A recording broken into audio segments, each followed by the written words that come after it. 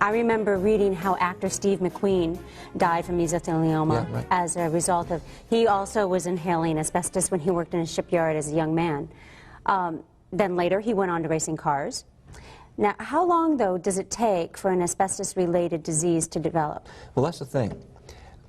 It could take many years for an asbestos disease to develop, anywhere from 12 years to over 50 years from the first exposure. So in Steve McQueen's case, he could have worked in a shipyard as a young guy, and then he developed mesothelioma when he was in his 50s, still a young man, and no one knew where it came from. He was an actor.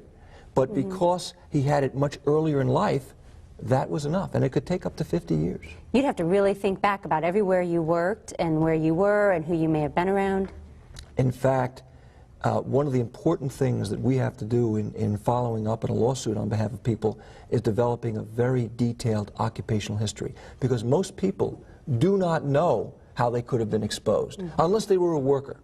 But we have to sometimes take people back through when they were a child. And if their parent worked in a shipyard and all of a sudden a light goes over the head, sure, my dad worked at the Brooklyn Navy Yard. That's enough, but people don't know that.